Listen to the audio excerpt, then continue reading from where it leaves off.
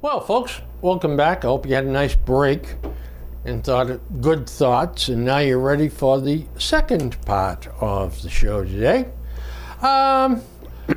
So, down south, someone produced a line of t-shirts, and it was that familiar, give me liberty or give me death, and the eagle, and he's got a gun, a rifle. Yeah. Yeah, that has been around for many years. Been around for long. Harris Teeter and Kroger were pressured, and they withdrew their products. They turntailed and ran, took them off the shelves. So much for Live Free. That doesn't surprise me. No, it doesn't, but it pees me off. Mm-hmm.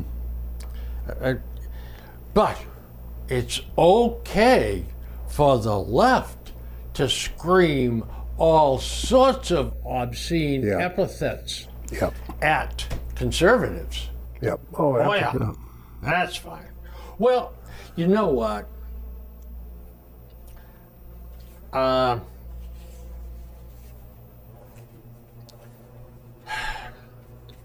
Did you see that?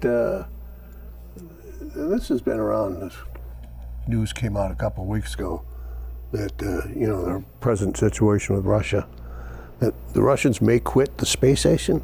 Yeah. Put one of their own up there. Yeah. Well, I know the Chinese are building one, and the Russians probably building one too.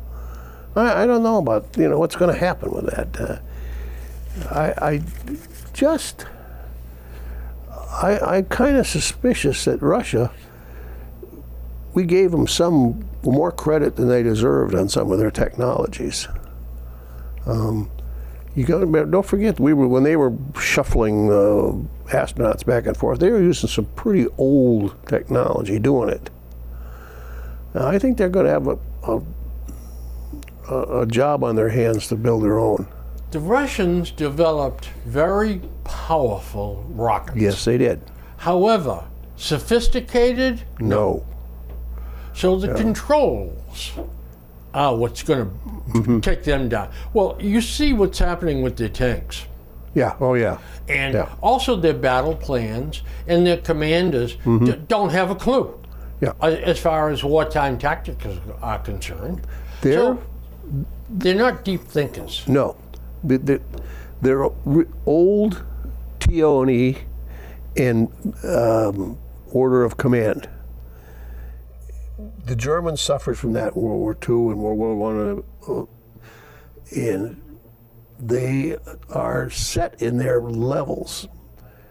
He commands this one commands this, and this one commands this. Take that one out. There's nobody can step up. It just falls apart.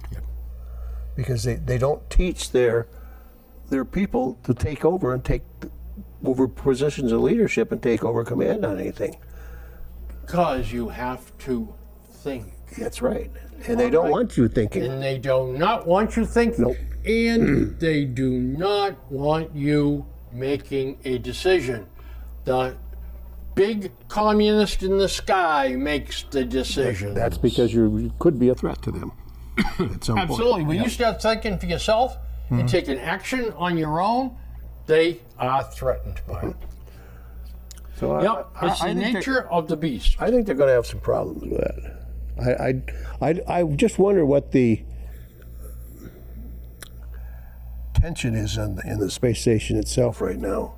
I did see that they don't have much contact. They haven't for quite a while. The Russians got their own little module, and they stay over there pretty much, and the other guys stay over here. I don't know if they throw spitballs at each other or what they're doing.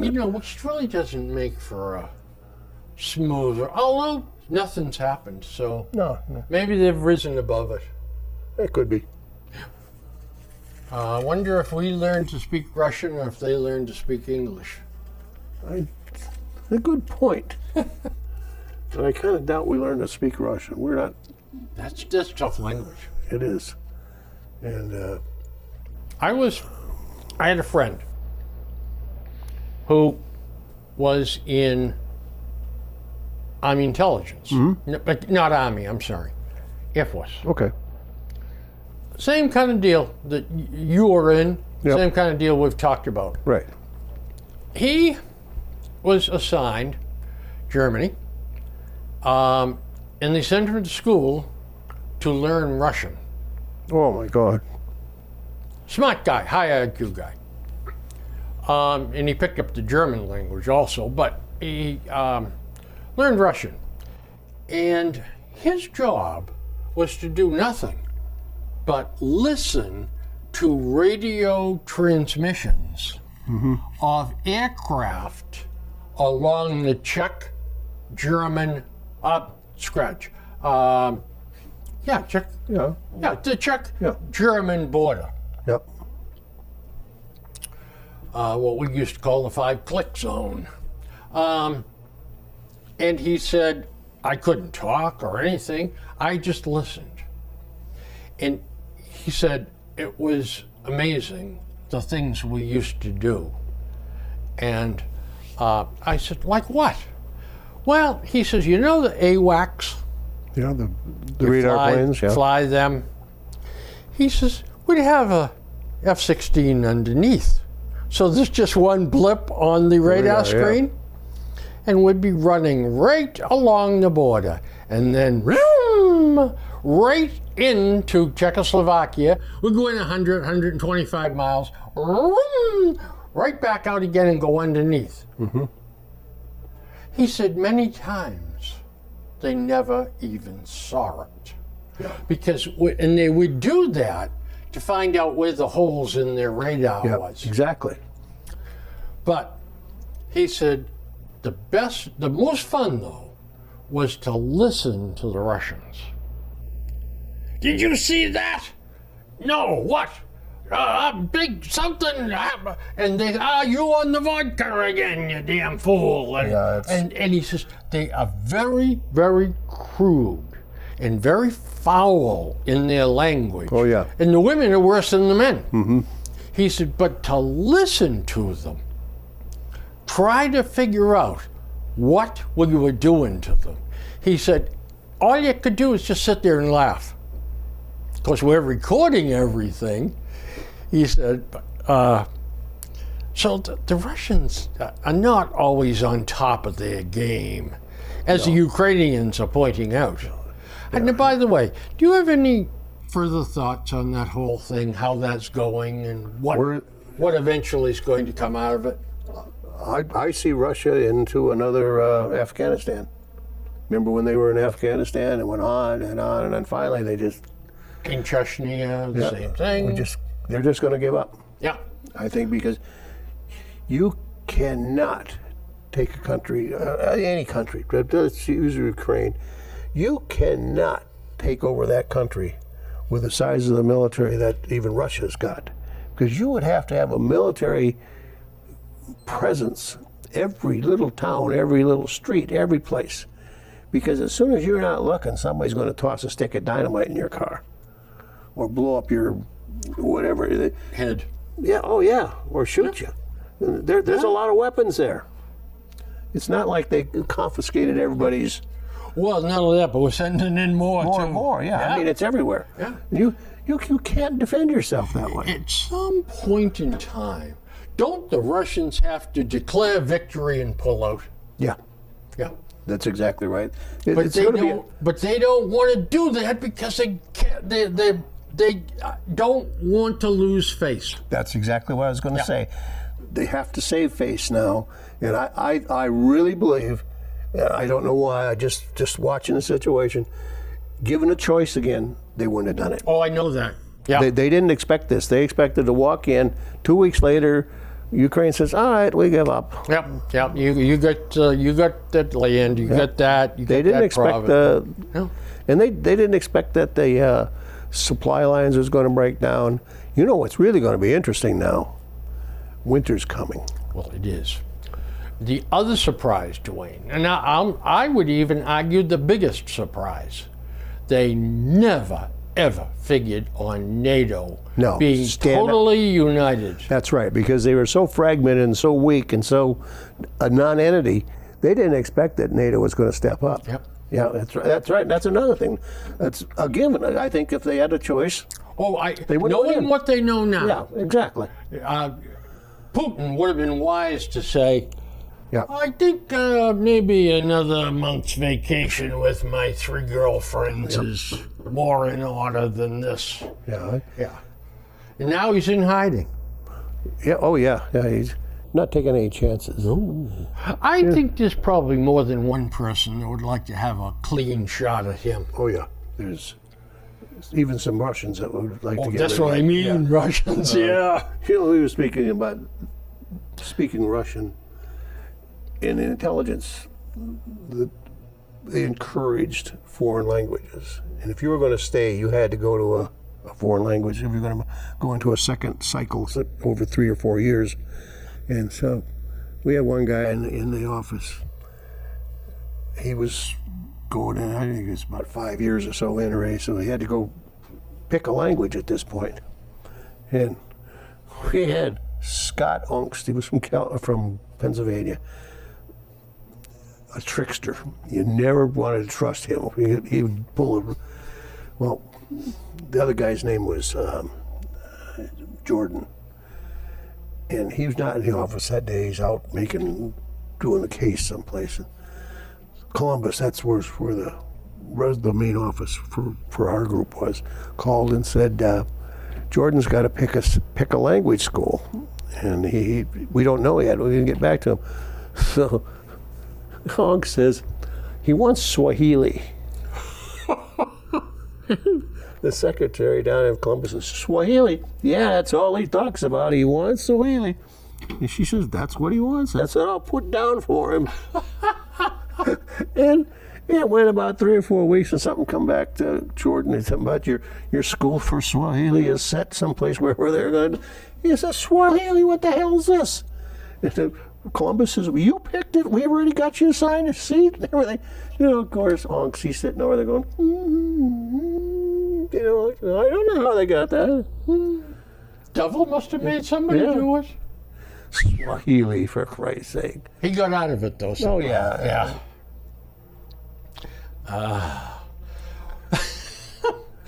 Beautiful. The Army. When you had 4 or 5 guys and you only had work for one, and that wasn't very busy at that. Plenty of time for mischief. Oh yeah, plenty of time. I look back on some of the stuff that I saw in the Army. And we win wars? With the crowd we had? Dwayne, I think we got to tackle this one, buddy. Okay. What happened in Uvalde? The final report. It basically said, at Robb Elementary, law enforcement responders failed to adhere to their active shooter training, and they failed to prioritize saving innocent lives over their own safety. Yes, I think it was a breakdown in, again, command and control. The commander of a Border Patrol tactical team waited for a bulletproof shield and working master key for the classroom, which may not have even been needed. Yep. The door was open the whole time. No one assumed command, That's right. despite scores of officers being on the scene. A Uvalde Police Department officer said he heard about 9/11 calls that had come from inside the classroom. Yep. And Pleading, his begging. understanding was the officers on one side of the building knew there were victims trapped inside. Still, no one tried to breach the classroom. Yep. Other than the attacker, the committee did not find any villains in the course of its investigation, the report said. There is no one to whom we can attribute malice or ill motives. Instead, we found systemic failures in egregiously poor decision making. Dwayne, as far as I'm concerned, they ought to take anybody that was there, that was over the rank of a sergeant, and fire them. Yeah, you're right, because again, the command and control said that you do this, you do this. This happens this way. This guy is going to be in charge, and then this guy, absent him, he's in charge. But what if none of them are there, or none of them taking charge? They got to start teaching the rank and file that at some point you've got to step up. The hijacking on 9/11. There was one plane that was hijacked that crashed out in western Pennsylvania. Right. It just totally disintegrated when it went nose down in there. Those guys on board Yeah, well, knew what was happening. They said, we're all going to die. Yeah. They're going to crash us. So we're going to charge the damn cockpit. Well, they did. Yeah. And they got in, and the thing went nose down, and it ended that way. But those guys did not stand still. No, they say, took charge of the situation. That's right. Yep. Where the hell was an ex-Marine in the bunch here that said, I'm going in there? Well, yeah, Who's right. with me? Who's with me? And none of them did. Nope. And they placed their safety over the safety of those little children. Yep. If And that's wrong. you're not willing to step into the line of fire, you're in the wrong business. That's right. You're absolutely in the wrong business. That's right. Their butts should be out of there. But you know what's going to happen down there? Nothing. Nothing. Nothing. We know that. Yep. There's going to be a lot of smoke and steam going to come out, and there's going to be a lot of indignation and probably some lawsuits. But anything's going to happen. Just unbelievable. The best you can hope for is that they change the method of operations that they use. I don't quite understand why they had to wait for the Border Patrol people. You know what? Because none of them would make a decision. Well, that's right. None of them would stand up and say, here's what we're going to do. Someplace there was a manual that said, Yep. you call them and they call you, and then they do this and then they do that. And they're afraid to violate that manual. Instead, there's babies and they're Yeah, dying. exactly.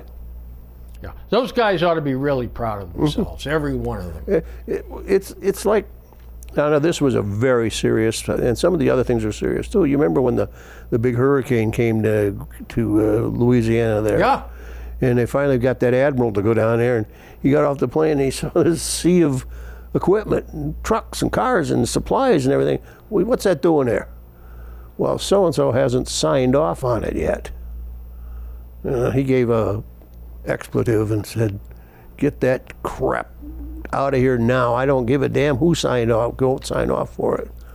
But they were all waiting for somebody to sign and somebody else to sign a form. PYA. Yep.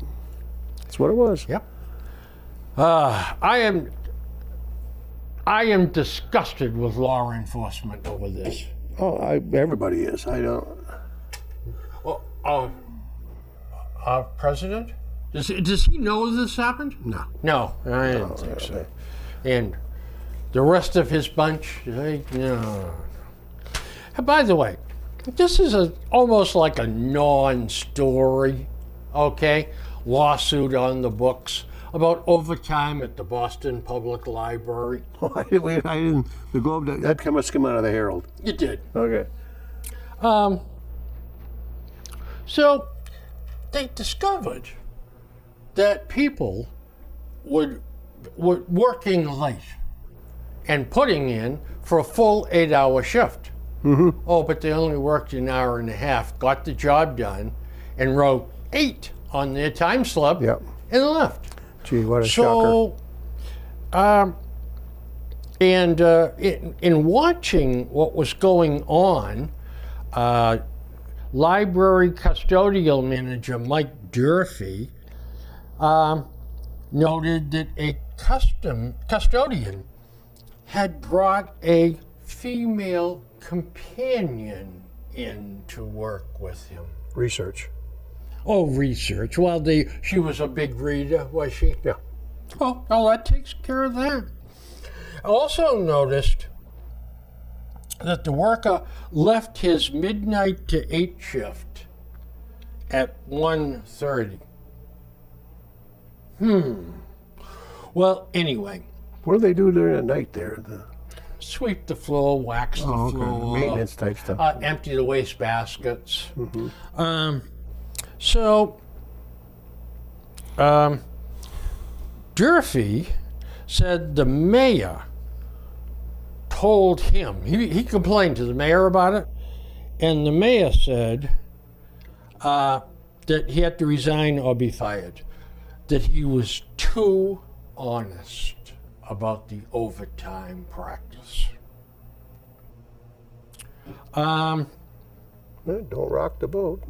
So anyway, this was under Marty Walsh. And Marty just said, So anyway, the only reason I bring this story up is I have a special insight on this. No, well, that wasn't the first time that situation has raised its head. You remember there was something with the police evidence warehouse where they stopped. These guys were racking up overtime that they weren't even there. Well, putting stuff away, checking stuff, and then, whoops, time to go. Yep. Well, wait a minute. You're putting down 8 hours and you're only been here 2. Yeah, well, as I say, I have special knowledge of the Boston Public Library. I have a good friend who is, I am sure by now passed away, and I think I can tell the story, Pat Gray. Okay. Now, when I was a young man, I used to spend an inordinate amount of time up to Foxborough Raceway trying to figure out how to beat the horses. Oh, the horse. Yeah, I used to go up there. Yeah, I enjoyed it. In fact, I went beyond enjoying it. I was hooked on it. My brother, a couple of his friends.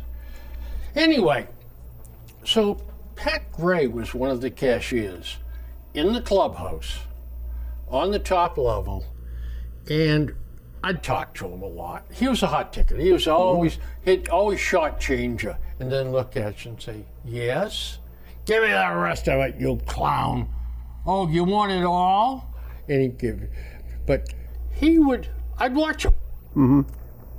$2.80, $4.80. He's 1, 2, 3, 4. Then they'd take the ones and put them back in the shelf. They'd go.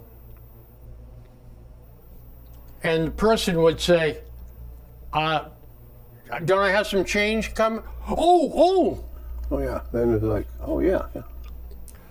Or $4.80, you'd give him $4.40. And the guy would scoop it up, not even looking, and walk away because he's studying his program. And Pat would look at me and say, oh, there's a tip. These are old hustles from years and everybody did it. He pushed it all off to one side. Because I said to him, what's that? Your mistakes? No, those are tips, Bill. So, one night, he said, would you go buy me a beer? He wasn't supposed to be drinking. But you know. I said, sure. So I went and got him a cup of beer. So it was a slow night. So I said, how was work today? Oh, he says, brutal. He was head custodian into Boston Public Library. Oh, boy. I said, so you work all day, and then you drive out here, and you work a full shift out here. He says, yeah. Well, to be honest, Bill, we have army cots. There's 4 of us janitors. We work all summer. There's nothing to do. How can you clean? That's right. So 3 of us would sleep, the whole day, and one of us would stay awake by the door, just in case, and just in case the phone rang. So he said, and being the boss, I wasn't in that rotation. I just slept every day. He said, so I'd go to work and go to sleep. And then he said, come to this job, and then Guess what? he said, I would go home and have breakfast or something, start my day. Gee. Interesting you mentioned that short change hustle. Yeah, boy. Do you know that Carney's had used that for years? Oh, sure. The booth that you had to buy a ticket from or something was always higher than you could see. So they'd put your change up there and you'd have to reach up and take it. Well, nobody ever, and then kind of have all the wad in your hand. More people just stuck it in their pocket and walked away. It was always short. I used to get down to the racetracks down to Lincoln Downs and Narragansett Park, the runners, down in Rhode Island. And there was one old bastard that used to sell the Telegraph, the Telly. And that was the newspaper with the entire past results of every horse that was running. Okay. And that you had to have that if you were going to bet the horses. 50 cents, you know, for the Telly, the Telegraph. Walk up to him and give him $1. He'd slide you the Telegraph in. The change. And you'd have to tell them that you wanted it. I saw guys come in, walking in, hey, wait a minute. Give me a telly, buddy. He'd check the telly and walk off. Oh, yeah. And that old goat just sit there and laugh. I used to have to yell at him every bloody time, the 50 cents. Or as I was giving him the $1, I want the change. And he'd give me a dirty look. Unbelievable. They did all kinds of stuff. The tracks were notorious for my neighbor was one of her whole family worked there, even the kids at some point. But she was one of the tellers. Well, I don't know whether the person that takes the bets. And they were by law not allowed to bet there. Right. But she said they had I believe it was a $300 drawer that they worked out of. Her drawer was always empty. Because she's betting every night. She's betting. She says if they ever came and checked it, she says mine is empty. She says because I lose. And if I win, I got to put it back anyway. She says so I just leave it empty. Well, the way they got around that at Foxborough was one guy would turn to another guy and give him a 20 and say, 20 on number 4. Well, okay. So he would give it to him. So he wasn't Betting on betting his own, yeah. himself, you see. He was buying it. And the other guy would say, I didn't know who the hell it was for. I miss Rainham, Yeah. the dog Oh, park. the We used puppies, to oh, have a God. good time down there. My pups always, the first turn, boom, boom, boom, boom, Oh, yeah. knocked on their keisters. But they had a great Saturday night dinners, their restaurant. They had this beautiful prime rib for Yeah. $12 or something. And you go there and you could sit up right next to the glass and the table was yours for the night. I really was sorry to see that place close. Yeah. I used to go, my biggest customer in Cleveland was a guy by the name of Nick Zattizello. And we did, I don't know, $250,000 with him every year. So I'd go out and see Nick 4 times a year. Where do you want to go to supper, Nick? What do you want to do? You want to go to a Nets game? Do you want to go to an Indians game? What can we do? I want to go to the Crazy Horse Saloon. Topless drink. Yep. And Nick was well known there. But if you go early, between 5 and 6, you can have prime rib, $5. Yep. Now, you say to yourself, oh yeah, Bill, wow, boy, that must be great. Prime rib at a strip joint. The best prime rib I think I ever had. That was my wife's reaction exactly when I used to tell her we would have We had Stanley sales meetings up at the Golden Banana on Friday afternoons, I and the sales guys. And we ate dinner there, and she said, "You ate in that place?" Yeah, good. Yeah. Well, guess what? Credit card? Oh yeah, it never came out that. No, it never came out that. It used to come out Murphy's Steakhouse. Yeah, exactly. So the Golden Banana up there. I don't think that's there anymore. That's why when years is gone. Well, there's 3 of these in Cleveland. 3 Crazy Horses. Oh, those were the days. But it was delicious. But anyway, so tell me something. We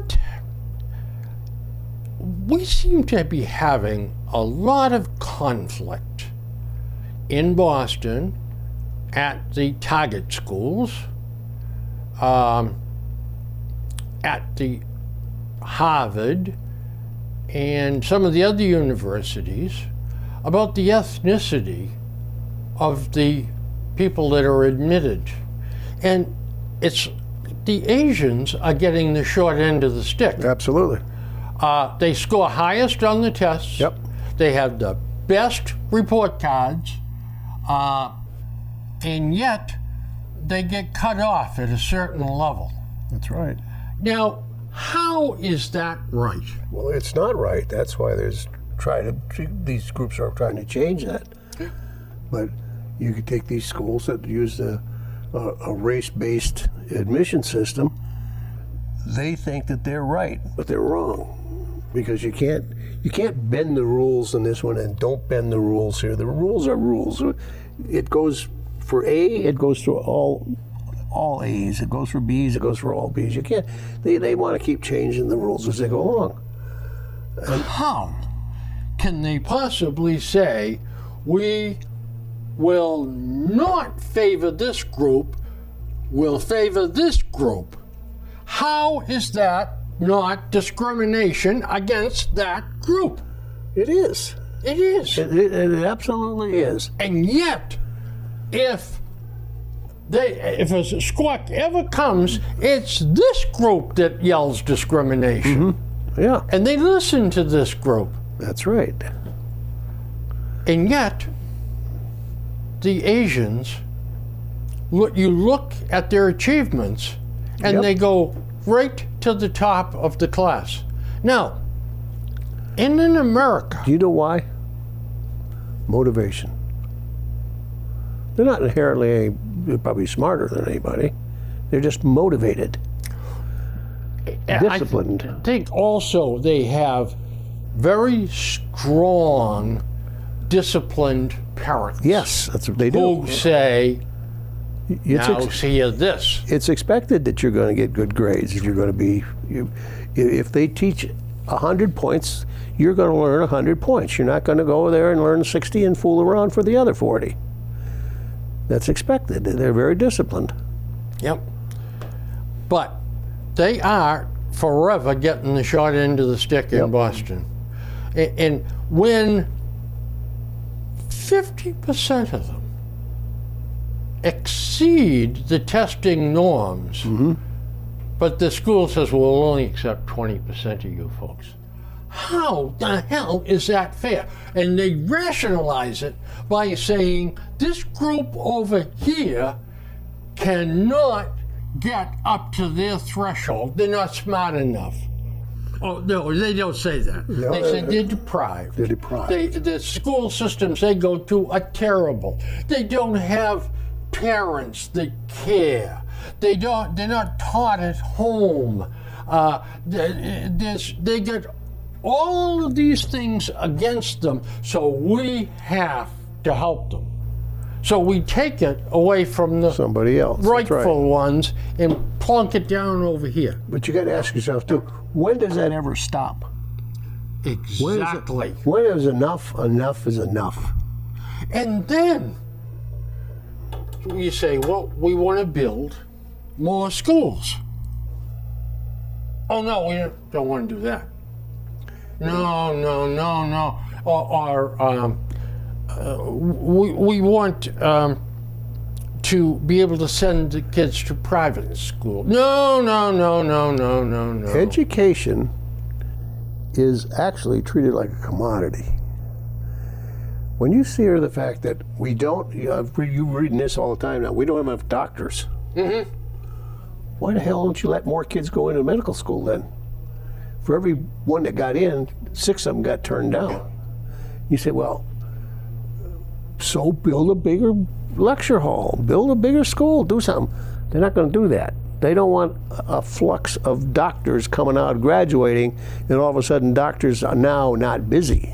They want to keep that supply, sort of like OPEC. They want that oil supply to be on the short They side all want the it to time. be $90 a barrel. That's right. It's the same thing with the teachers union. Yep, exactly. Oh, precisely. That's it. I mean, if you're looking for the villain, there it is. Yeah. Oh, yeah. And you notice when they're after money, it's never the raise that they want. We're doing this for the children. How many times have we heard that? It's for the children. That's right. Yeah. Mm-hmm. So there's 233 openings in Boston Public Schools for teachers. Mm-hmm. Nobody's applying. Can you blame them? You know what they don't want to talk about? Is the fact that those schools are lousy, Dangerous. dangerous. Yep. The kids, a lot of the kids are out of control. And the good teachers exercise their seniority and say, not going in there. Okay. And who ends up in there? The dregs, the first year two teachers, the second year teachers. Yeah. It's instead of building on this supply of intelligent kids who can give America a better future when they graduate, we don't want to educate them.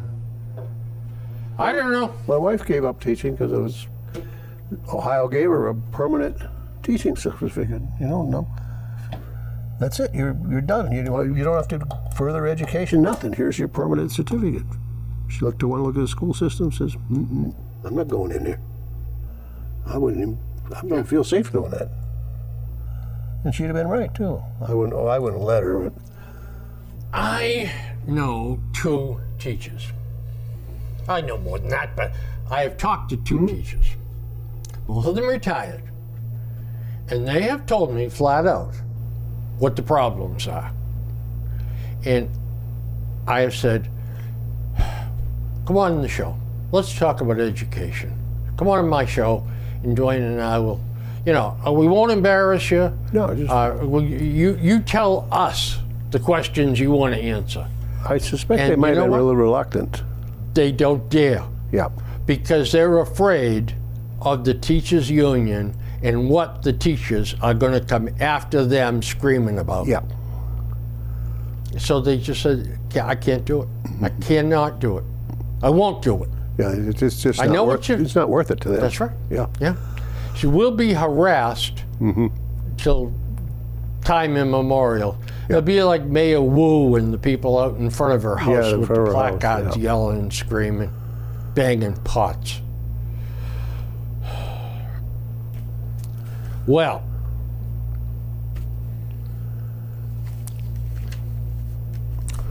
where is the outrage over violence in minority neighborhoods? The Herald has a new columnist, Rashid Walters. He's cut above what they've had. And he asked us, and he says, where's the outrage? We're losing young men on the street. They're dead. They're shot in these neighborhoods. Where are the people screaming, protect us? It's not new. It's been going on for years. Absolutely. But they won't. First of all, a lot of the leaders don't want to even admit it. Remember Mayor Koch? Oh, yeah. In New York? Well, he brought that out years ago already, that the leading cause of death in a young black male was another black male. That's right. The leading cause of death in New York City of a young black male was being killed by another black male. The black leaders went crazy when he tried to say that. And he says, I only got this from the FBI crime reports. Yeah. He said, I didn't make it up. Well, here we go. We have these facts.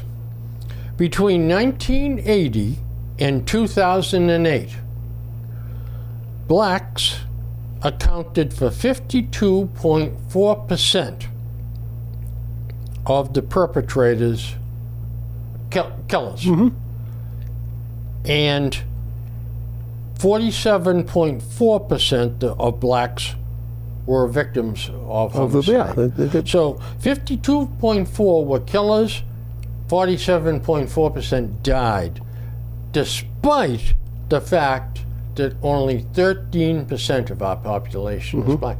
All right. This is a very unfortunate statistic. Yes, it is.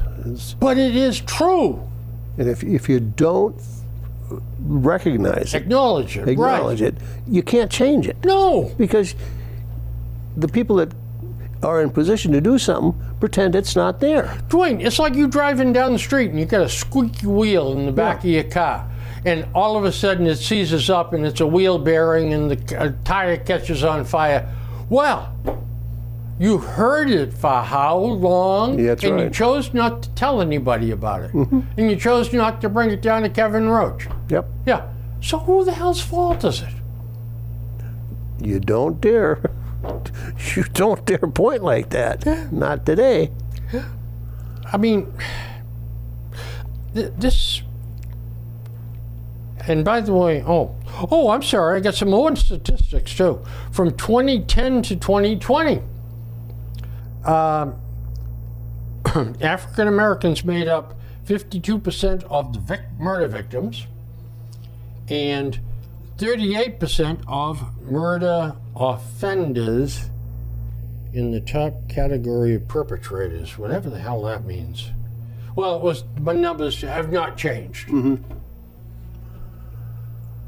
So it's been an ongoing problem for a long time. Yeah. And so here's a weekend, this guy says, in the column, 15, Bill. we had 5 killings in Boston. We had 11 Bostonians shot over one weekend. Where is the outrage in the black community? No, it doesn't. They're afraid of these guys with the guns. Yeah. That's the problem. Oh, I think so too. Yeah.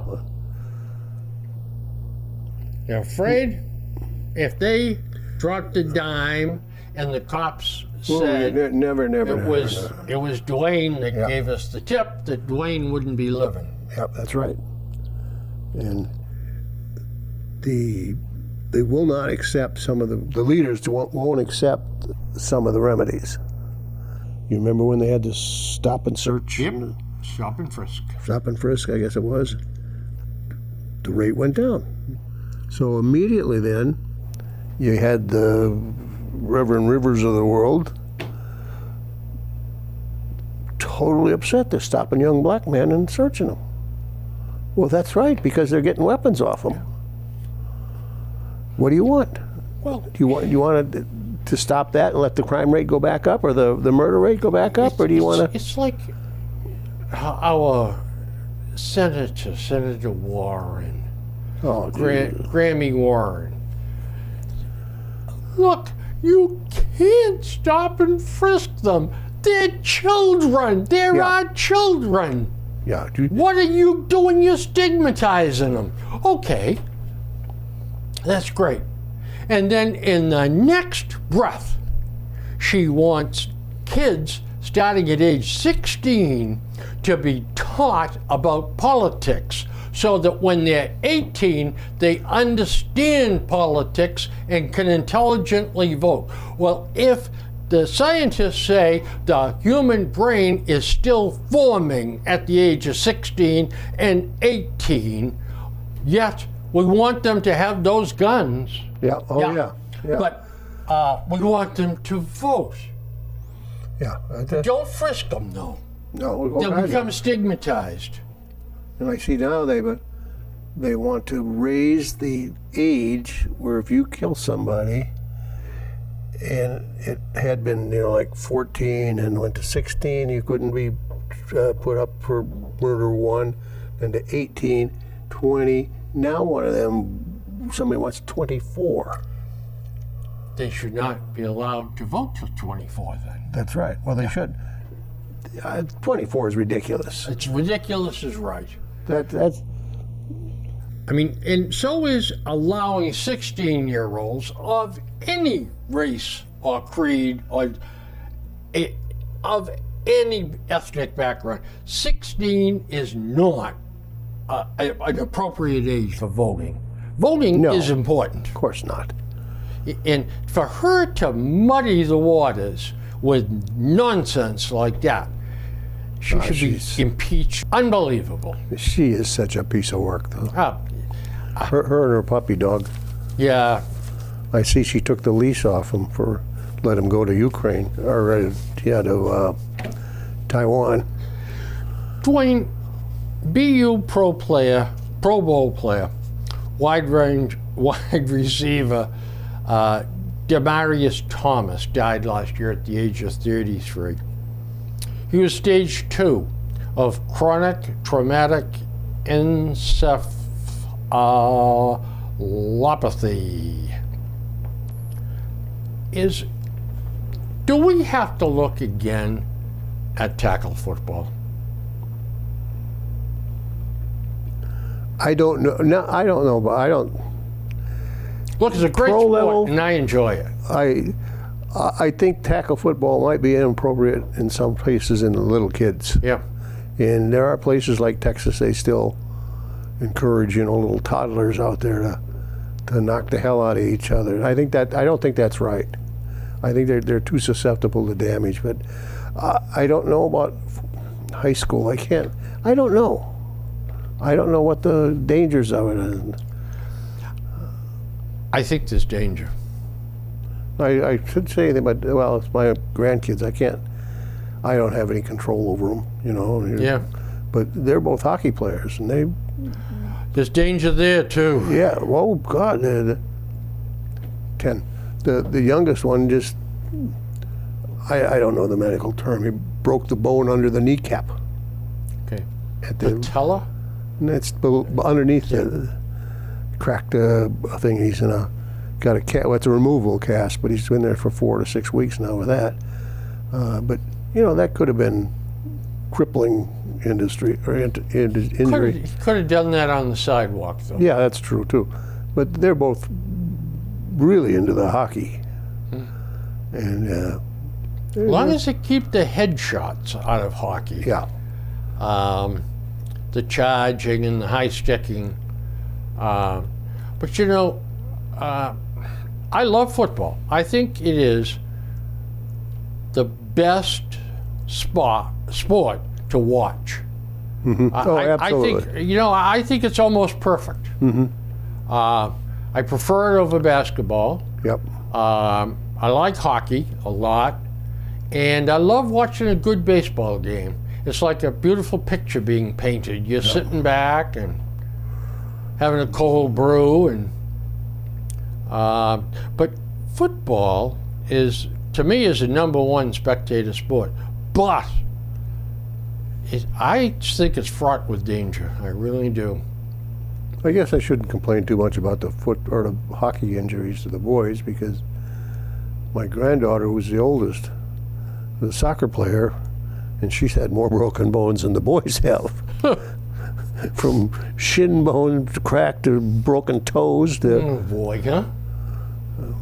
Wow.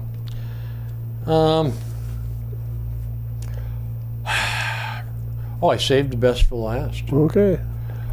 The raid on Mar-a-Lago. What does that mean to the average American? I don't like when the media takes words and puts a different meaning on them. It wasn't a raid. Not a raid. Raid, you go in and bust out the windows and... What do you call and hard to get a count, but 30 to 40 heavily armed and armored government agents who demand entrance to somebody's home and they toss it.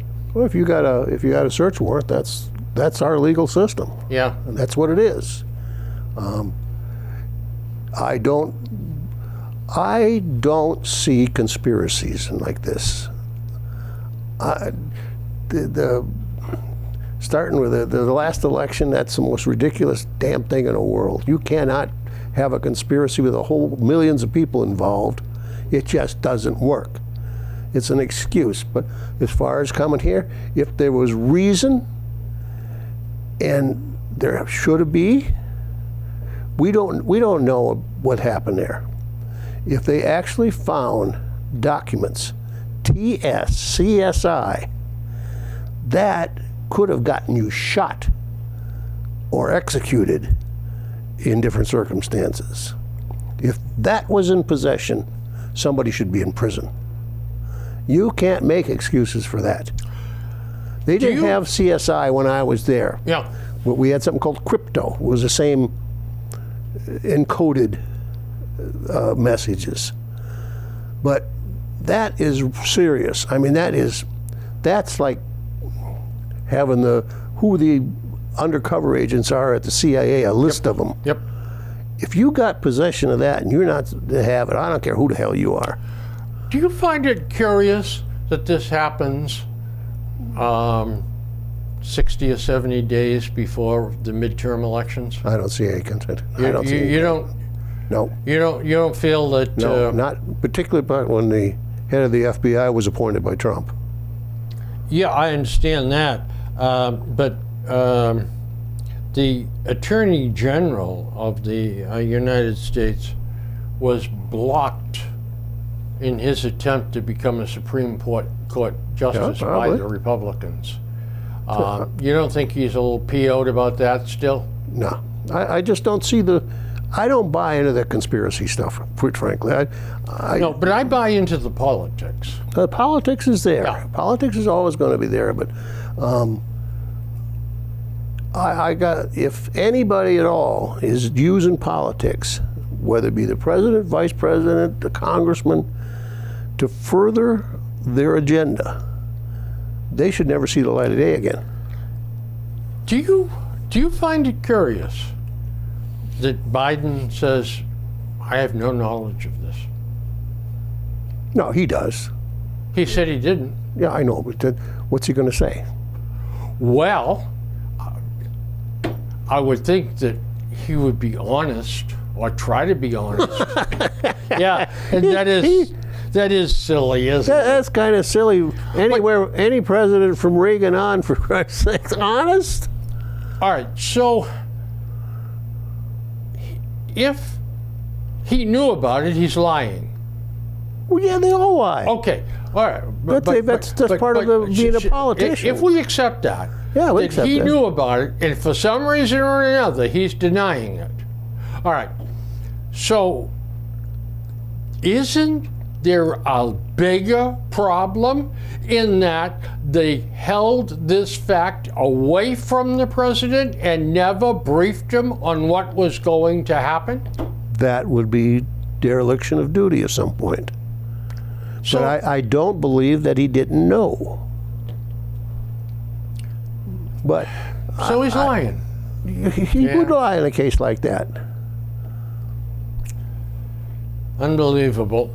I mean, for them to pick a time to raid a former president's home just before the midterm elections just strikes me as a political move. Now, I'm not. I don't see it. Okay. I don't see the wolf in the closet here all the Where time. did this information come from? I don't know. Yeah. And how long has the FBI known it? Maybe a long time. And if that's the case, why didn't they do something? Because these kind of operations don't just go like that. They take months and months and months to set up and to organize. And you got to go in there with your eyes dotted and your T's crossed. You can't just do the cowboy thing and make a raid on it or a break-in on it. So months in the planning, and the president was never told. President had to be told. I don't know. There's no. So the FBI's lying too. Probably. Yeah. If they ask a president, are we going to attack China? Oh yeah. And he say, I don't know. You would expect him to say, yeah, next Tuesday at 8 o'clock. Even if he knew. He's not going to say what he knows. He's just going to say, I don't know. Yeah, I understand that. But it would seem to me that a hands-on president would absolutely be livid over this. If he didn't know about it. And if he didn't know about it. Absolutely. I mean, he would be, as the kids would say, batshit. Yeah. True. But he had to know about it.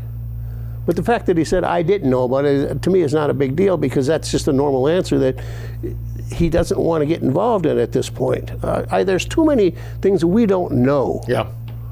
We don't really know why, and this thing that, right away, they must have planted that stuff in there. Well, that's crazy crap. This is QAnon stuff and all that other shit. It's just junk that's thrown out there. But if this comes out to be either a case of complete negligence on Trump's part, or oversight, arrogance, or was there a motive behind it? Would have been worth a lot of money? I don't know. I'm just throwing out stuff. That should have some ramifications. Well, see, the whole thing is, as far as I'm concerned, is they either want to keep Trump in the spotlight, or they want to bury him before the presidential election. That's possible too. And that's where I think the politics enters, the timing of all of this. By the way, we're down to the end of the show, but here's one more thing. Okay, go ahead. Dating apps. People don't meet each other anymore. They don't talk to each other. You get these things here and these things here, and computers, and so as a result, there's no human being interface. No. Now here is a statistic that is going to drive you crazy. You'll never believe this.